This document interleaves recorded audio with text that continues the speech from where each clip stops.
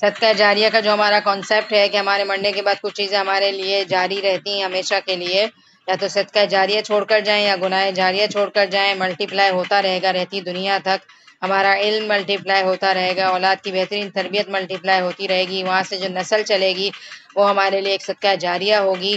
اور نیک کام اگر ہم کر کے جاتے، کوئی مسجد کی تعمیر کرا دے، کوئی گھر تعمیر کرا دے، یا کوئی بھی نیکی کا سلسلہ ہم جاری رکھیں تو وہ ہمارے اجر میں ملٹی پلائی ہونے کا ذریعہ بن جائے گا۔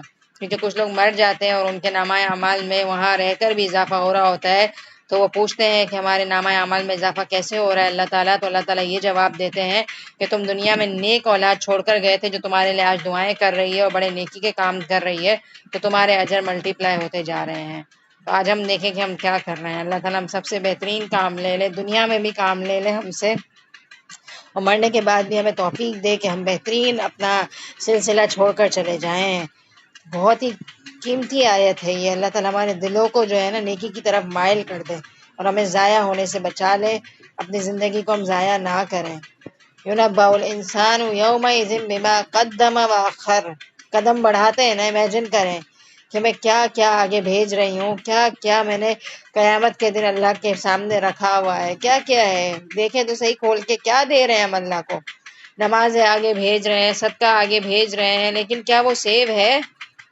یا ہر تھوڑے دنوں بعد اپنی نیکی کو ضائع کر دیتے، یا ہر روز ہی ضائع کر دیتے، یا نیکی کی یا غیبت کر دی، یا نیکی کی یا جھوٹ بولا، یا نیکی کی یا دل دکھایا، کچھ بچا رہے ہیں ہم جو ہم اللہ کے یہاں دیکھیں گے؟ یقین ہے ہمیں کہ قیامت کے دن ہماری کوئی نماز ہمارے سامنے کھولی جائے گی اور پڑھی جائے گی کہ کیا پڑھ کے آئے ہیں ہم کیوں کوئی کام کرنے سے پہلے یہ نہیں سوچتے کہ یہ کام میرے سامنے پیش کیا جائے گا؟ کیوں اتنے بے حس ہو گئے ہم؟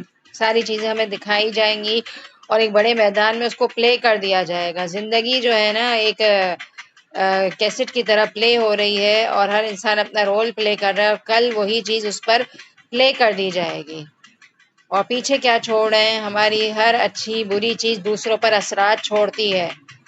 جو ہم کر رہے ہیں، مثال کے طور پر مسکرا کر دیکھ رہے ہیں کسی کو، تو کسی کے دل پر اچھے اثرات چھوڑ رہی ہے، تو یہ چیز بھی ملٹی پلائی ہوگی۔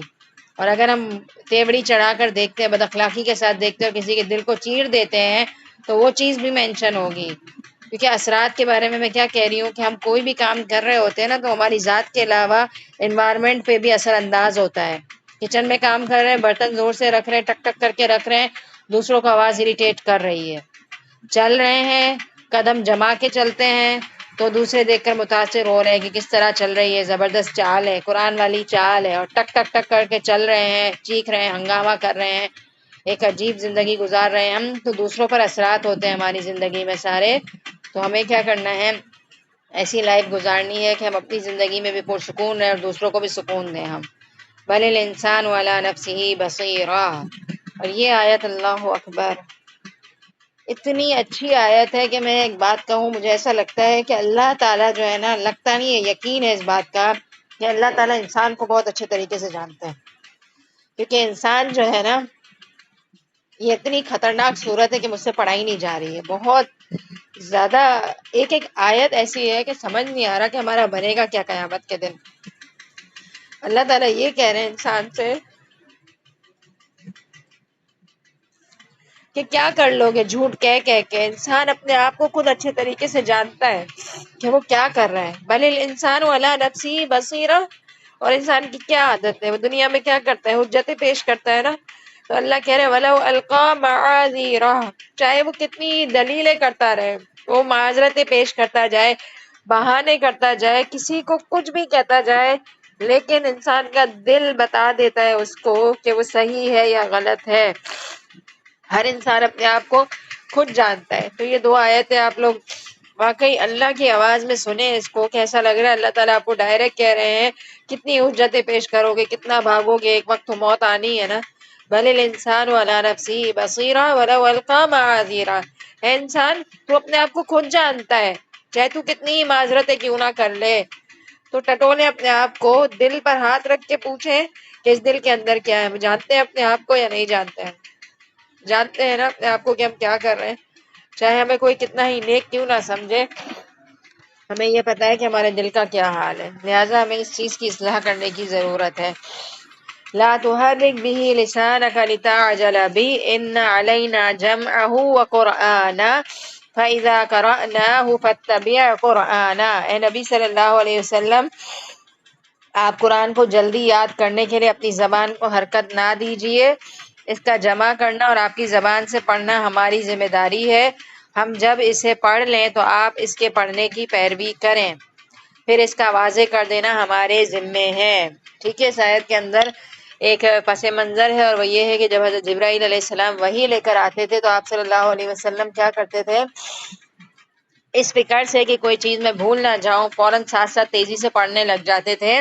تو اللہ تعالیٰ نے کیا کہا ہے کہ جب حضرت جبرائیل علیہ السلام پڑھ رہے ہوں تو آپ خاموشی سے سنیں، اور پھر جب وہ پڑھ چکے پھر آپ پیچھے پڑھیں، اور آپ فکر نہ کریں، آپ کو یاد کرانا ہماری ذمہ داری ہے۔ تو اس آیت میں ہمیں یہ لیسن ملتا ہے کہ آپ صلی اللہ علیہ وسلم کی obviously یہاں پہ کریکشن ہو رہی ہے، اور آپ صلی اللہ علیہ وسلم اگر پڑھ بھی رہے تھے تو اللہ معاف کرے کوئی غلط نیت سے نہیں پڑھتے تھے، بلکہ یہ نیت ہوتی تھی کہ کچھ بھول نہ جائیں۔ تو اللہ نے تسلی دے دی کہ قرآن کا کام اللہ کا ہے، اللہ ہی یاد کرائیں گے۔ ٹھیک ہے، تو ہمارے لیے بھی یہ بات واضح ہوتی ہے کہ قرآن کو پڑھتے ہوئے اگر کوئی ہمارے سامنے قرآن پڑھ رہا ہے تو غور سے سنیں، ساتھ ساتھ نہیں پڑھنا ہمیں، کیونکہ اکثر لوگوں کی یہ عادت ہے، کیونکہ یہ بھی آتا ہے کہ اگر تراویح میں لوگ قرآن پڑھ رہے ہیں تو پیچھے جو حافظ قرآن ہوتے ہیں وہ بھی ساتھ ساتھ پڑھنا شروع ہو جاتے ہیں۔ تو ہمیں ساتھ ساتھ نہیں پڑھنا چاہیے، بلکہ ہمیں کیا کرنا چاہیے؟ خاموش رہ کر سننا چاہیے، کیونکہ سن کے جو بات سمجھ آئے گی وہ ساتھ ساتھ پڑھنے سے نہیں آئے گی، اور اس کا حکم بھی دیا جا رہا ہے کہ آپ خاموشی سے سنو، پیچھے پیچھے نہیں پڑھو۔ ہاں، جب قاری پورا پڑھ لیں تو پھر آپ پڑھ سکتے ہو۔ تو جب میں نے بھی آیت نہیں پڑھی تھی اور اس آیت سے ہی میری کریکشن ہوئی تھی تو میں نے بھی حفظ کیا ہوا تھا، تو کہیں بھی مسجدوں وغیرہ میں جا رہے ہیں تراویحوں کے لیے یا جو بھی، تو عادت یہ تھی کہ دل چاہتا ہے ساتھ ساتھ پڑھیں، ہمیں مزہ بھی آ رہا ہوتا ہے کہ ہمیں یاد ہے تو انجوائے کر رہا ہوتا ہے انسان کے ساتھ ساتھ پڑھ رہا ہے، تو یہ نہیں کرنا چاہیے۔ اور جب میں نے یہ والی بات سنی تو کبھی دل بھی چاہ رہا ہوتا ہے تو میں نہیں پڑھتی، کوشش کرتی ہوں کہ ساتھ ساتھ نہیں پڑھوں، کیونکہ اللہ کو یہ بات پسند نہیں ہے، کیونکہ خاموش رہ کر آپ کو سننے سے جو سمجھ آئے گا وہ ساتھ ساتھ پڑھنے سے obviously متاثر ہوگا، اسی لیے اللہ تعالیٰ منع کر رہے ہیں۔ ٹھیک ہے، اور اگلی بات میں یہ تسلی دی جا رہی ہے کہ قرآن کا سمجھانا اللہ کی ذمہ داری، اللہ کا کام ہے۔ جب انسان کی نیت صاف ہوتی ہے تو اللہ تعالیٰ اس کو ضرور سمجھا دیتے ہیں۔ کلا بل تحبون العاجلہ وتذرون الآخرہ، نہیں نہیں، تم جلدی ملنے والی دنیا کی محبت رکھتے ہو اور آخرت کو چھوڑ بیٹھے ہو۔ یہ ہماری آیت میں سب سے بڑی ویکنیس ہماری نظر آ رہی ہے کہ آخرت کو چھوڑ دیتے ہیں ہم، اور دنیا ہمیں سامنے نظر آ رہی ہوتی ہے، دنیا کا فائدہ نظر آ رہا ہوتا ہے، تو ہم کیا کرتے ہیں؟ دنیا کے پیچھے بھاگ رہے ہوتے ہیں اور آخرت کو بھول جاتے ہیں۔ دنیا کے فائدے نظر آ رہے ہوتے ہیں نا، سو رہے ہیں تو سوتے رہتے ہیں کیونکہ نیند پوری ہوتی ہے تو مزہ آ رہا ہوتا ہے، پر اتنی بڑی آخرت کو ہم چھوڑ دیتے ہیں، اتنے بڑے اجر سے محروم رہ جاتے ہیں، نمازوں کے ٹائم پر غفلت کر رہے ہیں، یا قرآن سیکھنے کے مواقع کو ضائع کر رہے ہیں، یا شاپنگ میں اتنے مصروف ہیں کہ نمازوں کے لیے ٹائم نہیں بچ رہا ہے، یا صرف دنیا دنیا، دنیا کا کیریئر، دنیا کا مال، یہ چیزیں ہمیں اتنا آگے پہنچا دیتی ہیں کہ ہم آخرت کو دور چھوڑ دیتے ہیں۔ تو ہمیں سوچنے کی ضرورت ہے کہ ہم کس چیز کی طرف بھاگ رہے ہیں، دنیا کی طرف یا آخرت کی طرف؟ آخرت کا فائدہ نظر نہیں آتا نا، تو ہم کیا کرتے ہیں؟ سارے فیصلے دنیا کو سامنے رکھ کے کر رہے ہوتے ہیں۔ تو ہمیں سوچنے کی ضرورت ہے کہ ہم کس چیز کی طرف بھاگ رہے ہیں، ہماری دوڑ کس چیز کی طرف ہے، ہمارے 24 گھنٹوں میں سے کتنے گھنٹے دنیا کے ہیں اور کتنے گھنٹے آخرت کے ہیں۔ اس روز بہت سے چہرے تر و تازہ اور بارونق ہوں گے، الی ربہا ناظرہ، اپنے رب کی طرف دیکھتے ہوں گے۔ اور کچھ آیات میں یا روایات میں آتا ہے کہ جب اہل جنت اللہ کو دیکھیں گے، اللہ کا دیدار کریں گے، تو ان کے چہروں کے حسن میں اور اضافہ ہو جائے گا، اور اللہ تعالیٰ بالکل اسی طرح جلوہ افروز ہوں گے، جس میں آپ صلی اللہ علیہ وسلم ایک مرتبہ صحابہ کرام کو کیا کہتے ہوئے نظر آتے ہیں کہ تم اپنے رب کو بالکل اسی طرح دیکھو گے جیسے 14ویں کا چاند دیکھتے ہو۔ اور جب بھی میں 14ویں کا چاند دیکھتی ہوں نا، 14 یعنی کہ فل مون تو ہر کسی کو پسند ہوتا ہے نا، اور کبھی اس دن باہر نکلنے کا اتفاق ہو جائے نا ڈنر وغیرہ پر، کبھی ویکینڈ آ جائے فل مون والے دن، تو میں اس چیز کو اتنا انجوائے کرتی ہوں کہ ایک دفعہ دو دریا پر بھی بیٹھے ہوئے تھے اور ایک دم فل مون نظر آ رہا تھا، تو اور دو دریا پہ آپ لوگوں نے دیکھا ہے نا کہ کیسے سمندر کے کنارے پر ریسٹورینٹ بنایا ہوا ہے تو پانی بھی نظر آ رہا ہوتا ہے، تو بالکل میں یہ نہیں کہتی کہ یہ جنت تھی، ظاہر سی بات ہے دنیا کو ہم جنت سے کمپیئر نہیں کر سکتے، لیکن ایک انسان اپنی امیجنیشن میں تو سوچتا ہے نا، لیکن ہمیں یہ بھی کہا گیا ہے کہ انسان اپنی دل میں بھی خیال نہیں گزر سکتا اتنی خوبصورت جنت ہوگی، لیکن انسان پھر بھی تھوڑا بہت سوچتا ہے۔ تو میں یہ سوچ رہی تھی کہ اسی طرح قیامت کے دن بھی ہمارے گھر ایسے ہوں گے کہ نیچے نہریں بہہ رہی ہوں گی اور اوپر جس طرح سے کھلا چاند نظر آ رہا ہے، اللہ تعالیٰ کا دیدار ہم آسانی سے کر سکیں گے۔ تو واقعی 14ویں کا چاند دیکھ کر میرے منہ سے یہ دعا نکلتی ہے کہ ہم بھی اللہ کو اسی طرح دیکھیں کلیئر، یعنی کہ کوئی رکاوٹ نہیں، کوئی پردہ نہیں، ڈائریکٹ اللہ تعالیٰ کا دیدار اللہ تعالیٰ ہمیں نصیب کرے۔ اور کتنی اچھی بات ہے نا کہ جب اللہ کو دیکھیں گے تو ظاہر سی بات ہے ہمارے چہرے پر اور خوشی آ جائے گی۔ کعبے کو دیکھتے ہیں نا تو اللہ تعالیٰ کا ایک چھوٹی سی نشانی ہے جو اللہ تعالیٰ نے دنیا میں اتاری ہے اپنے گھر کے طور پر، کعبہ۔ تو جب کعبے کو دیکھتے ہیں تو کیا ہوتا ہے، چہرے پر جو مسکراہٹ آتی ہے اور چہرہ جو خوشحال ہونے لگتا ہے، وہ کیا ہی بات ہے۔ جب کوئی شخص عمرے پہ جا رہا ہوتا ہے، جب اس کے چہرے پہ کتنی خوشی ہوتی ہے، جب اللہ کا گھر دیکھ کر واپس آتا ہے تو کتنی خوشی ہوتی ہے، اور دل بھی کتنا خوش ہو جاتا ہے، ایسا لگتا ہے رب کا دیدار کر لیا ہو، اتنی خوشی نصیب ہوتی ہے کیونکہ اللہ کی جھلکی دیکھ کر آیا ہوتا ہے انسان۔ تو قیامت کے دن کتنا ہی حسین منظر ہوگا کہ اہل ایمان ویسے ہی فریش اسکن والے ہوں گے اور بالکل فریش ہوں گے، کیونکہ دنیا کی تھکاوٹوں سے اور ساری چیزوں سے اب بالکل آزاد ہو گئے ہوں گے، اور مزید ان کے حسن میں اضافہ کر دے گا اللہ کا دیدار۔ تو اللہ تعالیٰ ہم سب کے نصیب میں کر دے۔ اللہم انی اسألک لذۃ النظر الی وجہک والشوق الی لقائک۔ اے اللہ، میں تجھ سے سوال کرتا ہوں کہ تو مجھے اپنے طرف دیکھنے کی جو لذت ہے اس کا خواہش مند ہوں اور تیری ملاقات کا شوق رکھتا ہوں۔ اللہ تعالیٰ مجھے اپنی ملاقات نصیب کرنا اور اپنی طرف دیکھنے کا شرف بخش دینا، مجھے اپنا دیدار کر دینا۔ اس دعا کا مفہوم یہ ہے، آپ صلی اللہ علیہ وسلم کی مسنون دعاؤں میں یہ دعا شامل ہے۔ وجوہ یومئذ باسرہ، اتنی خطرناک آیات آ رہی ہیں، بالکل اپوزٹ کیریکٹر، اور کتنے چہرے اس دن بدرونق اور اداس ہوں گے۔ اب دیکھیں نا، دنیا میں اپوزٹ ہے نا، اپوزٹ ہے کہ نہیں ہے؟ تو دنیا کوئی معیار ہی نہیں ہے، پیمانہ ہی نہیں ہے ناپنے کا کہ کون صحیح ہے اور کون غلط ہے۔